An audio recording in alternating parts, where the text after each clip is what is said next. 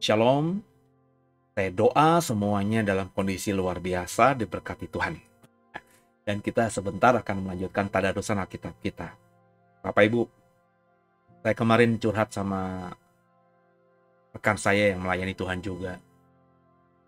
Tentang bagaimana program Deep Talk with Pasea atau tadarusan Alkitab kita ini berjalan. Sudah hampir masuk ke tahun ketiga loh Bapak Ibu. Karena sejak COVID aja udah mau 3 tahun, sudah 3 tahun ya kita sudah memulainya. Saya lupa ya, mesti saya lihat lagi. Saya rasa udah 3 tahunan kita tadarusan Alkitab ini. Dan saya bilang sama dia, kenapa saya bisa konsisten gitu ya, bikin program ini. Udah 3 tahun, modelnya begini-gini aja ya. Tapi kalau Bapak Ibu perhatikan, saya tidak ada rasa jenuh sama sekali. Saya selalu exciting gitu ya. Karena saya percaya saya melakukan ini karena memang pertama Tuhan yang suruh tentunya. Dan saya ngerti goalnya apa. Jadi ketika kita punya goal, punya tujuan, ya, itu secara alam bawah sadar kita akan membuat kita semangat gitu. Dan saya memang akhirnya bersyukur program ini ada. Dan maafkan saya ya Bapak Ibu, bukan merendahkan Bapak Ibu nih. Cuma posisi saya sekarang ketika buat rekaman tadarusan Alkitab ini setiap episodenya, itu saya nggak lagi peduli sama viewernya berapa. Beneran deh, ya. Waktu awal-awal saya sempat drop gitu. Ketika biasanya 200-300 orang yang nonton cuma 100, bahkan ada pernah dalam satu masanya puluhan saja yang nonton. Saya sedih gitu ya. Sedihnya kenapa? Karena saya mikir, gue udah bikin program yang kayaknya oke, gue korban segala-galanya, tapi kok yang merespon hanya puluhan orang gitu Tuhan. Tapi sekarang ini saya udah gak peduli lagi, karena saya sudah punya goal, tujuan ya, yang saya mau buat dalam program ini, yang bukan untuk sekedar faktor eksternal. Jadi saya buat program ini bukan untuk semata saudara. Sebab kalau saya berpikir ya, saya punya suatu tujuan itu untuk orang lain, supaya orang lain A, B, C, D, supaya orang lain diberkati A, B, C, D, itu akhirnya ukurannya tergantung orang. Ya, sedangkan dalam program ini kan saya nggak bisa kenal Bapak Ibu, saya nggak tahu Bapak Ibu, gimana saya bisa menilainya bahwa Bapak Ibu itu diberkati lewat program saya ini. Maka saya rubah, saudara. Ya, tujuan saya bikin program ini karena saya mau upgrade diri. Ya, supaya saya semakin tahu dalam lagi kebenaran firman Tuhan. Dan sejak saya upgrade atau berubah ya, motivasi saya, tujuan saya, goal saya itu jadi fokusnya ke dalam diri, ukurannya jadi jelas. Saya jadi bisa mengukur, ini saya dapat apa nih ya. Karena yang diukur adalah diri sendiri, dan kalau saya jujur, saya tentu bisa membacanya dengan telanjang gitu ya. Dan sejak itulah saya diberkati dan saya semangat terus. Berharap saudara juga ikut program ini bukan karena saya suruh, bukan karena mau menjalankan firman Tuhan, bukan semata itu, tapi saudara mengikuti program ini karena saudara tahu bahwa ini buat diri saya penting banget. Buat saya bisa upgrade diri. Jadi saya ikut ini bukan terpaksa. Ya, nggak ada tuntutan apapun. Saya ikut program ini karena saya memang butuh. Seperti saya butuh makan, saya butuh ini. Karena dengan mengikuti program tadarusan Alkitab, misalnya ya, saya semakin paham tentang kebenaran, dan itu membantu saya bisa menjalani hidup di dunia ini yang lebih menyenangkan Tuhan. Nah, coba temukan goal saudara. Ya, saya sudah menemukan goalnya, maka saya setia, ya, semangat terus. Ini rekaman yang kedua di hari yang sama. Ya. Maafkan ada gangguan noise dari luar, karena tetangga saya lagi ngebangun rumah, ada bunyi gergaji besi yang sedang memotong itu besi-besi, ganggu. Kadang-kadang ada burung di atas, suaranya ganggu. Ya, saya belum ada berkat Tuhan untuk bisa menyiapkan di rumah gitu ya, studio yang kedap suara ya. Saya sedang punya kerinduan, dukung doa saudara ya. Tapi ya nanti kapannya itu terserah Tuhan. Itu bukan sesuatu yang harus gitu ya. Saya belajar menjadi orang yang kalau memang bisanya sekarang seperti ini, ya jalanin aja dulu. Setia dalam perkara kecil, nantinya pasti Tuhan akan tambahkan. Jadi ya, saya belum punya studio yang kedap suara, yang capable, yang keren banget gitu ya. Tapi saya kerjakan. Kenapa? Karena saya yakin dengan saya menjalankan Deep Talk with Pasea itu berguna buat saya. Gitu ya saudara ya. Yuk kita doa. Tuhan bicara kepada kami hari ini. Jangan satupun kami yang kau lalui. Kami rindu diberkati Tuhan. Haleluya. Amin. Siapkan Alkitab kita. Hari ini kita akan ngebahas Yeremia pasal yang ke-16 ya. Yeremia 16, Bapak bisa siapkan. Peganglah tanganku, Roh Kudus, setiap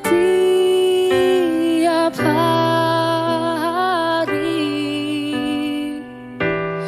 Ku tak dapat jalan sendiri tanpa Roh-Mu. Bawalah diriku kepada jalan kebenaran, agar ku tidak tersesat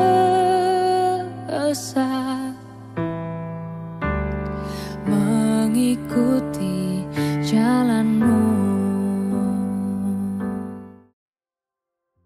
Ya, Yeremia pasal 16. Perikopnya diberi judul oleh Lembaga Alkitab Indonesia, Hukuman Allah atas bangsa itu. Ya, kita baca ayat pertama. Saudara juga bisa ikuti ya. Pasal 16 Yeremia ayat yang pertama. Firman Tuhan datang kepadaku bunyinya. Janganlah mengambil istri dan janganlah mempunyai anak-anak lelaki dan anak-anak perempuan di tempat ini. Sebab beginilah firman Tuhan tentang anak-anak lelaki dan anak-anak perempuan yang lahir di tempat ini.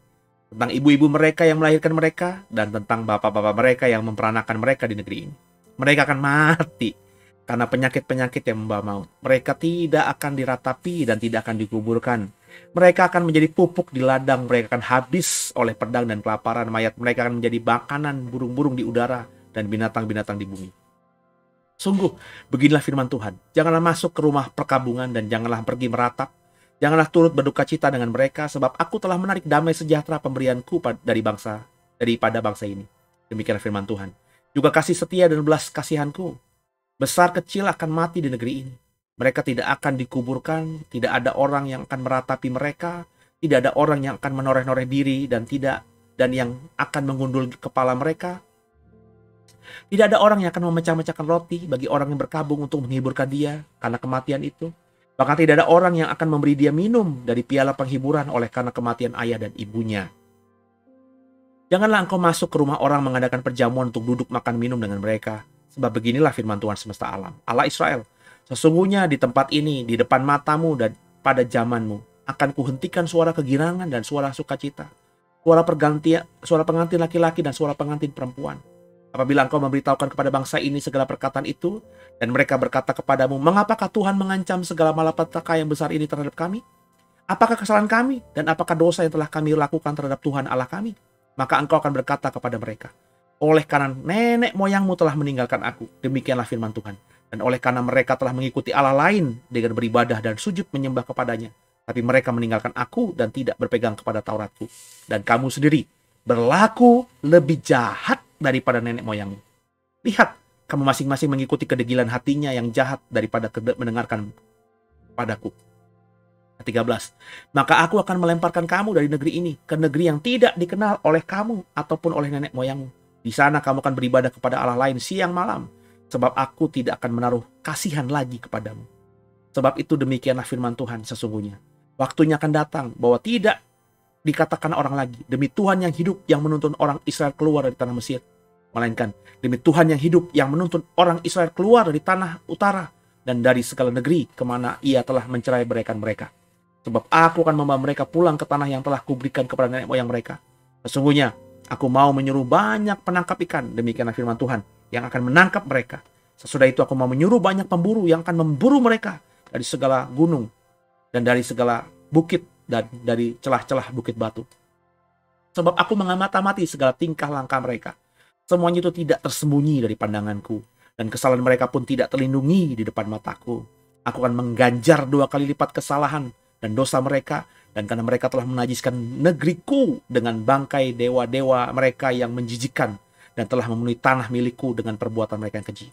Ya Tuhan, kekuatanku dan bentengku, tempat pelarianku pada hari kesesakan, kepadamu akan datang bangsa-bangsa dari ujung bumi serta berkata, sungguh nenek moyang kami hanya memiliki dewa penipu, dewa kesia-siaan yang satu pun tiada berguna. Dapatkah manusia membuat Allah bagi dirinya sendiri? Yang demikian bukan Allah. Sebab itu ketahuilah Aku mau memberitahukan kepada mereka, sekali ini aku akan memberitahukan kepada mereka kekuasaanku dan keperkasaanku, supaya mereka tahu bahwa namaku Tuhan. Haleluya. Saudara, kalau kita baca, kita gemes gitu ya. Ada gitu ya orang kayak Israel gitu ya, kayak Yehuda dalam hal ini. Sehingga akhirnya Tuhan sampai ngomong sama Yeremia, kalau kita baca ayat-ayat di awal tadi. Kamu nggak usah kawin, ya, nggak usah punya anak laki-laki, nggak usah punya anak perempuan, karena kalau kau lakukan demikian, anak-anakmu itu akan menjadi orang yang menderita, karena akan menguburkan ayah ibunya, ya, mereka mati seperti pupuk, itu berarti kan tidak dikubur dengan hormat dan lain sebagainya. Mereka akan menderita, bahkan ketika mereka nanti berduka karena orang tua mereka mati, tidak ada yang menghiburkan mereka. Tidak ada roti yang menghibur mereka, tidak ada anggur yang menghibur mereka. Mereka akhirnya jatuh dalam duka cita yang mendalam, dan akhirnya membuat mereka bisa mati juga. Dan ini yang terjadi atas Israel ketika Israel berbuat jahat di hadapan Tuhan. Ya. Ngeri ya saudara ya. Sampai-sampai Tuhan berkata bahwa apa yang dialami oleh Yehuda itu benar-benar sesuatu yang luar biasa. Tuhan gak ada lagi belas kasihan. Ya. Tuhan udah gak peduli lagi gitu. Saya selalu diingatkan oleh Alkitab bahwa Tuhan mengasihi kita seperti Bapa mengasihi anaknya. Ya, saya sebagai seorang ayah, sebagai seorang papa, punya 2 anak kandung yang saya sangat sayang, 2 laki-laki saya, jagoan saya. Saya sangat mengasihi mereka dan berdoa dengan sungguh, menyiapkan dengan sungguh supaya mereka jadi hamba-hamba Tuhan ke depannya lebih luar biasa. Hamba Tuhan di sini bukan maksudnya saya paksa mereka jadi pendeta, tapi mereka, entah mereka sebagai apa, mereka sadar bahwa posisi mereka adalah hamba Tuhan. Jadi kalau mereka mau jadi pebisnis yang menyadari bahwa dirinya adalah hamba Tuhan, sehingga bisnisnya benar. Kalau mereka mau jadi dokter, mereka jadi dokter yang sekaligus hamba Tuhan, ya. Jadi saya sedang tanamkan itu kepada mereka. Tapi meskipun demikian, saya juga pernah marah sama mereka, kesel sama mereka. Marah saya, bahkan kalau Bapak Ibu kenal sama anak-anak saya, ya, saya bukan tipikal ayah yang kalau marah tuh nggak bentak-bentak. Saya bukan tipikal papa yang kalau marah itu nggak pakai suara. Saya memang nyaris jarang pakai tangan, tapi pernah ya sekali 2 kali pakai tangan, tapi saya berusaha hindari. Kalau sudah kebangetan banget, saya pakai tangan. Ketika anak saya memang sudah benar-benar bagi saya kurang ajarnya luar biasa. Ya. Tapi lewat perkataan-perkataan yang keras itu saya sering lakukan. Karena melihat bahwa memang mereka salah. Ya, mereka salah benar. Saya pernah bahkan diamkan anak saya yang pertama, Sean, itu selama beberapa waktu lamanya. Saya diamkan dia. Dia ngomong apa, saya anggap cuek aja. Tapi ya tadi, saudara, saya nggak tega juga. Nggak sampai gitu berminggu-minggu, berhari-hari gitu, nggak sampai. Ya, mungkin lewat 1-2 hari aja. Akhirnya saya coba kondisikan, sehingga dia akhirnya saya bisa luluh lagi dengan dia. Ada pengkondisian gitu, saudara. Saya artinya tidak kebayang apakah saya bisa semarah-marahnya saya, terus saya tidak lagi menganggap Sean dan Silo itu sebagai anak saya. Saya rasa saya nggak bisa. Semarah-marahnya saya, mungkin saya bisa marah diamkan mereka 1-2 hari. Tapi untuk sampai lewat seminggu, kayaknya nggak bisa. Semarah-marahnya saya, dan saya lihat mereka akhirnya juga menderita, saya tidak akan jadi papa yang ketawa, hahaha, salah sendiri, nggak dengerin papa. Kayaknya nggak bisa gitu. Jadi jujur saja saya memang kesulitan sebenarnya memahami ayat-ayat yang kita bagikan selama beberapa waktu ini, terutama ketika kita masuk dalam Yeremia dan Yeskiel dan Ratapan. Bahwa saya menemukan dengan sungguh, saya tahu Tuhan di perjanjian lama tuh keras ya, tegas ya. Tuhan yang memposisikan diri dengan tajam, hitam, putih, abu-abu, gak bisa. Itu kan Taurat kan begitu. Tapi ketika saya coba membacanya dalam konteks program tadarusan Alkitab kita ini, saya bisa memahami lebih lagi ya, daripada sekedar apa yang saya pahami dulu tentang Tuhan di perjanjian lama. ya saya bisa mengerti ya. Tepatnya gini, saya sebenarnya tidak bisa mengerti kenapa Tuhan bisa begitu. Seperti saya dicekoki tadi, seperti Bapa sayang anaknya, demikianlah kau mengasihiku. Kita dicekokin lagu itu dan juga pengajaran bahwa Tuhan tuh gak mungkin marah sama kita. Kita berdosa, Tuhan akan peluk kita. Tuhan akan pulihkan kita dan lain sebagainya. Ya itu gak salah saudara, itu pengajaran Alkitab juga. Tapi yang sisi lainnya kita tidak diajarkan. Bahwa Tuhan itu bisa dengan sengaja gak pedulikan kita. Tuhan bisa itu cuekin kita untuk kurun waktu yang ukuran manusia itu bukan setahun 2 tahun tapi puluhan tahun. Tuhan bisa tega gitu ya. Gak mau lagi mendengar apapun soal kita.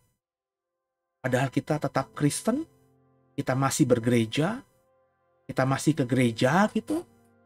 Tapi bisa dalam waktu yang bersamaan Tuhan tuh gak peduli sama sekali dengan kita. Dan itu tidak saya dapatkan sebelumnya dari pengajaran pendeta-pendeta saya sebelumnya. Saya mendapatkan sendiri, jujur aja saudara. Saya dibukakan. Ya contoh soal Yehuda, nanti hari Minggu Bapak Ibu dengarkan khotbah saya ya. Jadi seperti saya bilang ya, saya kalau pimpin tadarusan ini ada aja gitu ya, sesuatu yang baru yang saya mesti kunyah dulu ya, nggak bisa langsung saya omongin. Jadi ada yang bisa langsung saya sampaikan di on the spot dalam waktu yang bersamaan, tapi ada yang saya simpan dulu di otak saya, di hati saya, terus saya tulis di agenda saya setelah saya selesai rekaman ini, terus saya gumuli lagi. Dan salah satu yang saya gumuli saya mau bagikan minggu besok. Minggu besok itu tema saya adalah bekas luka yang tidak hilang. Ya, temanya sepertinya kayak judul sinetron gitu. Bekas luka yang tak hilang. Itu saya bikin judul khotbah begitu, memang isinya kurang lebih begitu. Ya. Terus saya taruh di buka kurung, tutup kurung, penyingkapan soal dosa dan pertobatan. Jadi saya mendapatkan pengajaran sesuatu, disingkapkan oleh Tuhan sesuatu bahwa pertobatan yang kita tahu selama ini tuh tidak seperti itu ternyata. Ya. Dosa yang kita sudah akui dan dosa yang dimana kita sudah minta ampun dari Tuhan itu tidak serta-merta bahwa hidup kita itu benar-benar akan berubah dari merah seperti kermizi menjadi putih seperti salju. Ayatnya memang ada, tapi tafsir soal dosa yang merah seperti kermizi Tuhan bisa buat putih seperti salju ketika kita bertobat, itu tafsiran yang selama ini kita dengar kurang tepat gitu. Nah hal-hal ini, hal-hal yang out of the box gitu buat saya. Sampai tadi sebelum saya rekaman ini pagi-pagi sekali saya ngomong sama istri saya sambil ngomong, "Mah, gue tuh ketakutan sekarang ini kalau baca Alkitab." Ketakutan bukan dalam artian ketakutan tuh ngeri kayak gimana gitu ya. Saya ketakutan tuh saya ekspresikan dengan bahasa ketakutan kepada istri saya karena setiap saya membaca Alkitab tuh saya mendapatkan sesuatu yang nabrak gitu ya, yang benturan dengan pemahaman doktrin atau teologi saya sebelumnya. Ya.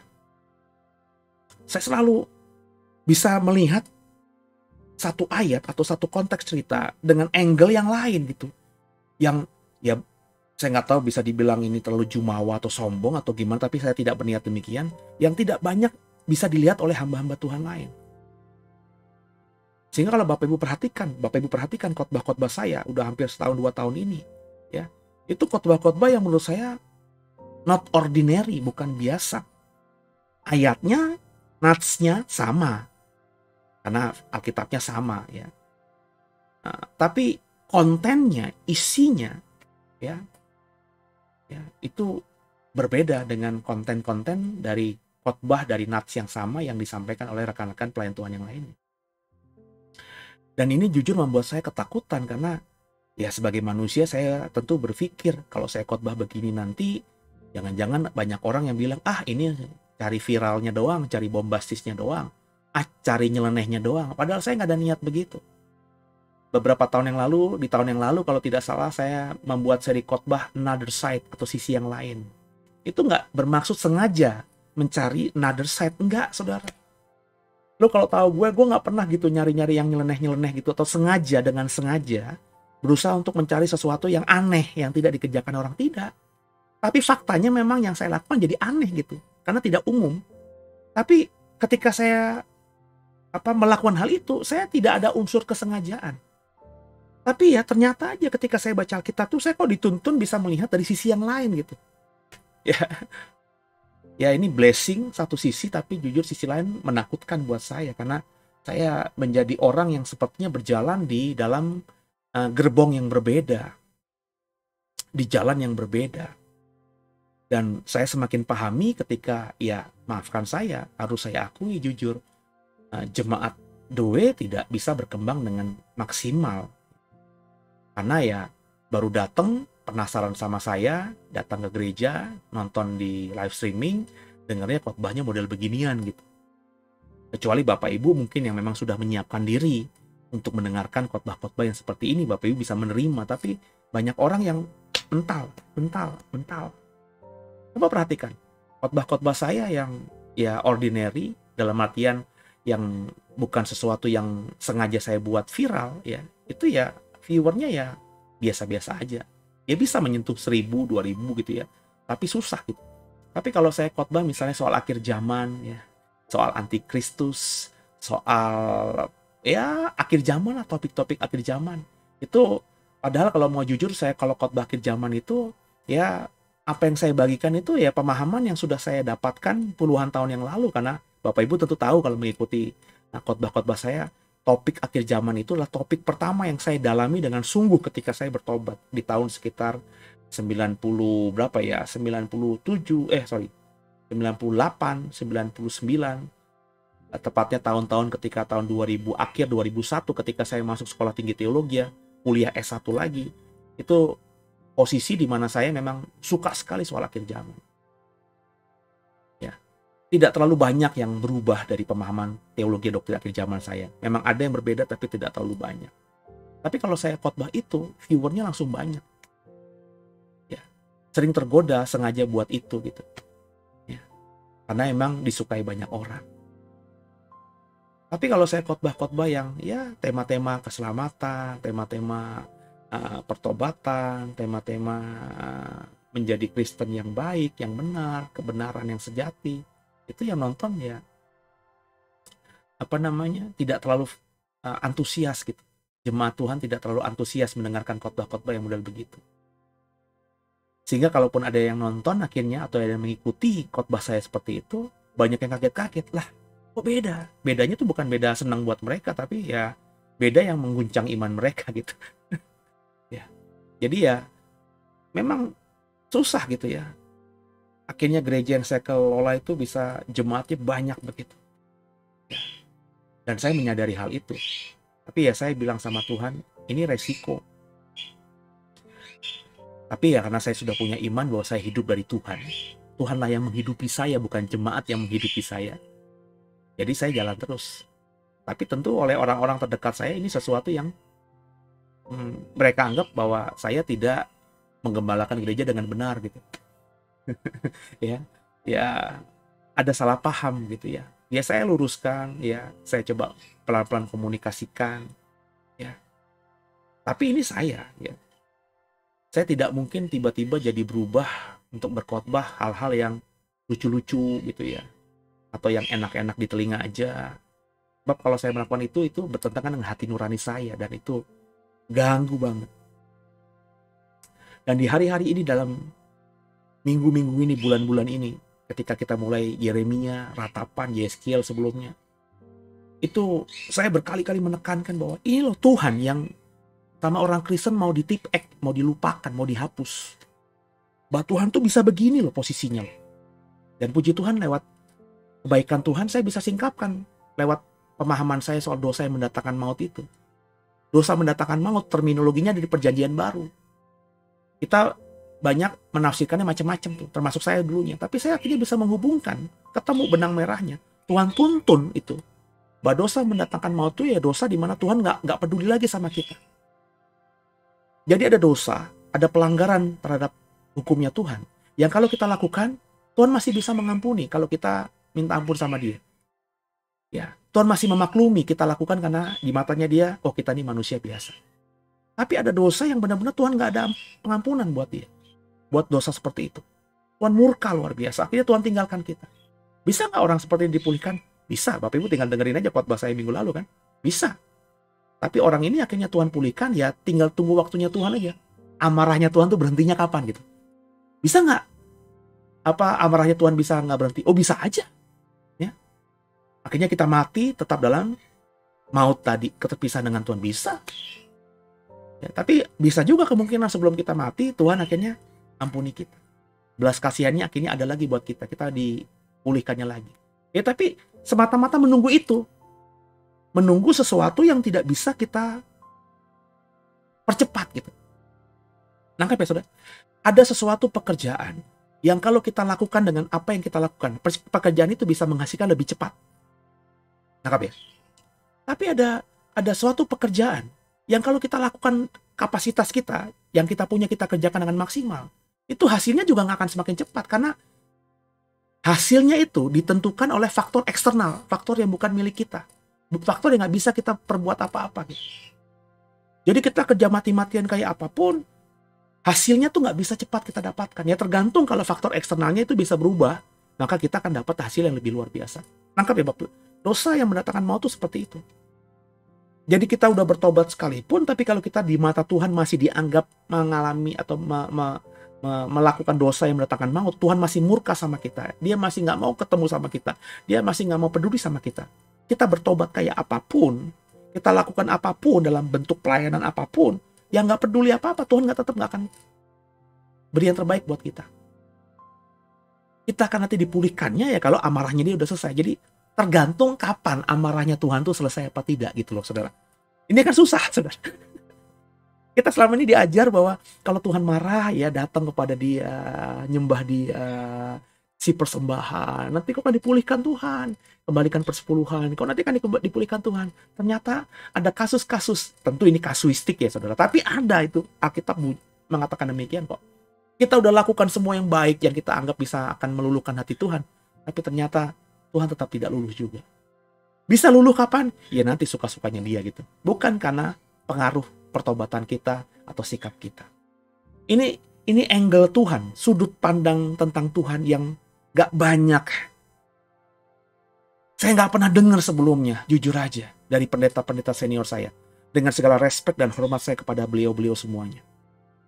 Saya punya guru banyak, saya punya dosen banyak, saya punya orang tua rohani banyak. Tapi saya tidak pernah mendengarkan mereka dengan vulgar mengajarkan hal seperti ini kepada saya. Dalam khotbah-khotbah mereka, dalam kelas-kelas ketika mereka memimpin materi-materi teologi. Ya, bersyukur saudara mendengarkan itu dari saya hari ini. Ada sisi Tuhan yang selama ini tersembunyi, tidak kita lihat karena ada selaput yang menutup mata kita sehingga nggak bisa melihat hal itu, yang sekarang mulai disingkapkan. Sehingga sekarang saya melihat Tuhan lebih utuh lagi. Dan itu membuat saya sekarang ini seperti tokoh-tokoh Alkitab yang mengalami ini, yang sudah paham ini, akhirnya berpikir panjang ketika ingin melakukan sesuatu. Bahkan ketika mau berkata sesuatu tuh dipikirin dulu, ini benar apa enggak. Bukan masalah lagi menyakitkan hati orang apa tidak kalau kita kata-kata, tapi berpikir bahwa ini kalau gue omongin Tuhan kayaknya berkenan nggak ya? Jadi berhati-hati dalam banyak hal, dalam banyak aspek. Saya kan orangnya cepat. Kalau Bapak Ibu sudah pernah berada di tim saya itu orang yang berusaha membuat orang di belakang saya tuh larinya cepat, ngikutin saya. Jadi saya tuh paling nggak bisa ngeliat orang yang kelemar-kelemer, yang cuma ya ngomongnya tapi nggak dikerjain. Saya tinggal saudara. Memang kan akhirnya saya bilang, saya memang bukan orang yang lahir dengan karakter seorang gembala. Nah, gembala kan nggak bisa gitu dong. Gembala kalau lihat ada dia punya 100 domba, ada satu domba yang jalannya pelan kan, dia kan berusaha untuk membuat 99 domba lainnya jalannya juga mengikuti si satu domba ini, supaya satu domba ini nggak ketinggalan dan akhirnya tersesat kan. Gembala seperti itu. Saya bukan orang yang lahir dengan karakter sebagai seorang gembala. Memang cara saya akhirnya mengembalakan the way juga ya berbeda. Saya selalu berkata dalam hati dan kepada orang terdekat saya, gue tahu semua teori penggembalaan. Orang gue ikuti mata kuliah pastoral itu beberapa puluh SKS dari S1, S2, S3 kok. Mata kuliah leadership kepemimpinan Kristen itu saya pelajari juga kok, beberapa SKS, berapa belas SKS. Terus saya katam soal itu. Tapi jujur aja ya, di dalam pelayanan di The Way itu gak bisa maksimal dikerjakan karena ya saya bukan orang yang seperti itu. Ya. Makanya saya selalu bilang di mimbar kan, mana ada gembala jemaat yang khotbahnya meledak-ledak kayak saya. Coba ada tentunya 1-2, tapi nggak banyak. Nggak banyak. Ya. Kalau Bapak Ibu lihat saya, Bapak Ibu bisa bayangin, saya khotbah itu ya di The Way. Banyakan orang lain itu kalau khotbahnya keras tuh di luar gerejanya. Yang dihajar ya jemaatnya orang, jemaatnya pendeta lain. Tapi saya mah di The Way, saya khotbah begini. Justru saya kalau khotbah diundang Bapak Ibu, misalnya punya komunitas gereja gitu ya, ada gereja lain yang undang saya berusaha untuk hati-hati untuk khotbah yang keras seperti ini. Kenapa? Karena saya tidak tahu mereka siap apa tidak kan. Jangan sampai kan jadi batu sandungan. Maka kalau saya diundang sama gereja saudara, saya khotbahnya yang biasa aja gitu. Maka banyak yang akhirnya ketika tahu saya dengan khotbah-khotbah saya di gereja bilang, lah kita juga pengen dong Pak diajar kayak gitu ketika Bapak khotbah di gereja Bapak sendiri. Ya saya bilang, siap nggak jemaat lo gitu kan. Jadi saya seperti ya tadi akhirnya punya dua sisi ya, bukan munafik gitu ya, tapi ya bijaksana aja gitu. Kalau pendeta lain justru khotbah di tempat lain tuh keras, di gerejanya kalau dia jadi gembala ya akan smooth, akan soft begitu, supaya jemaatnya nggak keluar gitu, nggak sakit hati. Tapi kalau saya justru kebalikannya. Ya tapi tadi, ya karena saya dipanggil Tuhan seperti ini, saya yakin saya seperti ini juga karena karakter yang memang Tuhan pilih gitu ya. Terus saya nggak takut. Maka saya bilang tadi, yang menghidupi saya dan keluarga dan The Way bukannya jemaat Tuhan, tapi Tuhan. Jemaat yang datang itu yang memberkati pelayan kami dengan persembahan, mengembalikan persepuluhan lewat The Way itu, ya Tuhan pakai, Tuhan tuntun. Tapi andai kata mereka tidak banyak yang memberi, saya percaya ke depannya Tuhan tetap akan bukakan kunci-kunci berkatnya dibukakan, pintu-pintu berkatnya dibukakan, dicurahkannya pada kita, pada kami, pada saya secara pribadi. Kenapa? Karena saya melakukannya secara tulus, melakukan apa yang Tuhan perintahkan kepada saya untuk saya lakukan, memperkatakan apa yang Tuhan suruh saya perkatakan kepada jemaat yang memang mau dengar saya dan menganggap saya sebagai orang tua rohaninya, gurunya, imamnya, pendetanya, gembalanya, whatever lah sebutan saudara untuk saya. Maka saudara, saya kepengen saudara tidak mengulangi kesalahan Yehuda. Itu aja. Dalam Yeremia selama ini sampai pasal 16 yang kita sudah tadarusin. Itu intinya kita belajar untuk tidak mengulangi kesalahan Yehuda. Yehuda tidak mau belajar dari kesalahan Efraim atau Israel. Sehingga akhirnya apa yang dialami Israel, mereka alami juga. Jangan sampai kita orang Kristen bodoh gitu. Udah membaca di Alkitab pengalaman Yehuda, diasingkan Tuhan. Membaca tentang Israel yang akhirnya memang diasingkan Tuhan. Dan bahkan Tuhan gak tega-tega untuk dibuang aja tuh Israel, Efraim. Kita masih mengulangi dosa Yehuda dan dosa Israel. Kan bodoh. Nah, saya mengambil peran seperti Nabi Yeremia. Ya tentu jauhlah saya dibandingkan Nabi Tuhan yang luar biasa ini. Tapi saya belajar meneladani. Yeremia memperkatakan apa yang Tuhan suruh. Dan saya ketika membaca kitab Yeremia dapat hikmat dari Tuhan untuk memperkatakan apa yang memang Tuhan taruhkan di hati saya kepada saudara. Bapak Ibu yang mengikuti tadarusan Yeremia dari pasal pertama sampai pasal 16 ini, paling nggak sudah bisa menilai saya di posisi seperti apa. Saya berharap Bapak Ibu juga konsen dengan mengenal Tuhan dengan sungguh dari banyak angle sehingga Tuhan kau kenal dengan secara utuh. Kalau sudah demikian, takut akan Tuhan bisa kita ekspresikan dengan sungguh. Sehingga kau tidak akan berani melakukan apapun tanpa bertanya terlebih dahulu dengan Tuhan. Semoga diberkati.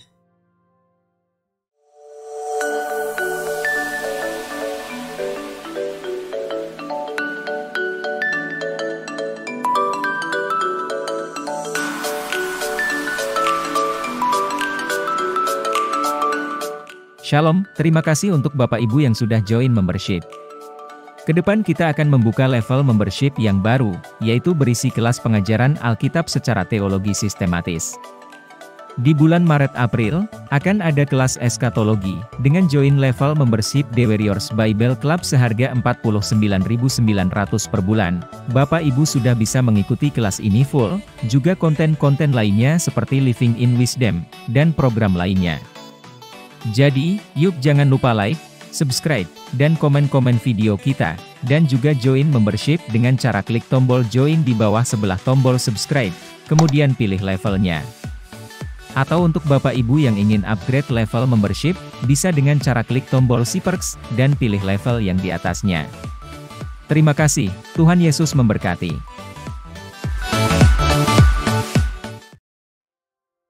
Haleluya. Terima kasih saudara buat kebersamaannya. Saya diberkati luar biasa dapat rema dari Tuhan dan saya bagikan. Kalau saudara ada yang mendapatkan rema dari Tuhan lainnya, saudara bisa bagikan lewat live chat atau lewat kolom komentar. Saya percaya itu akan memberkati saya dan juga semua yang nanti membacanya. Ya, terus semangat dalam Tuhan, selamat berakhir pekan. Jangan lupa hari Minggu besok beribadah bersama dengan kami. Saya undang loh semua saudara yang bisa mengakses langsung ke Serpong, tinggal di Tangerang, tinggal di Banten, tinggal di Jakarta, Depok, yang bisa langsung ke gereja di The Way. Pintu The Way terbuka buat saudara.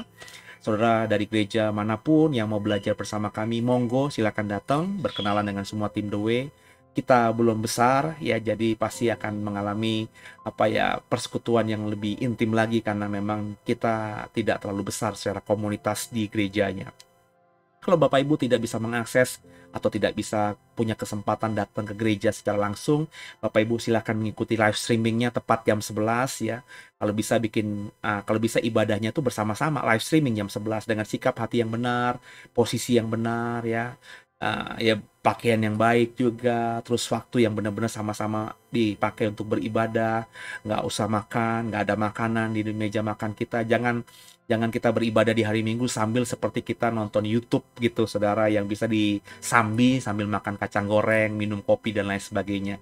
Karena meskipun ibadah live streaming itu saya percaya kehendak Tuhan, tapi tetaplah kita harus posisikan bahwa di depan layar kita, meskipun hanya nonton di layar entah handphone kah, laptop kah, komputer kah, kita tahu ibadah kita ada Tuhan di tengah-tengah ibadah kita ya. Kita harus benar-benar menghormati Tuhan, bukan menghormati saya dan JKI The Way. Siapalah saya dan JKI The Way ini, tapi hormatilah hadirat Tuhan, karena kita meskipun live streaming, kita sedang dalam posisi beribadah kepada Tuhan gitu ya saudara ya. Karena minggu besok saya akan siapkan materi yang saya bilang tadi, temanya adalah bekas luka yang tak hilang ya. Bekas luka yang tak hilang, ngomongin soal dosa dan pertobatan. Saya undang semua untuk belajar bersama kami. Demikian, dan jangan lupa juga segera jadi membership, karena Maret minggu ketiga kita mulai kelas eskatologinya. Tundukkan kepala, kita doa. Makasih Tuhan buat hari ini, kami belajar banyak, dan ampuni salah dosa kami. Yesus Kristus adalah Tuhan Juru Selamat kami yang hidup, dan ke dalam tangan-Mu lah kami serahkan tubuh, jiwa, dan roh kami. Haleluya, amin. Terus semangat dalam Tuhan, selamat berhari libur pekan ya, di Sabtu dan Minggu. Terus jangan lupa untuk beribadah kepada Tuhan di hari Minggu, dan semangat dalam Tuhan. God bless you all.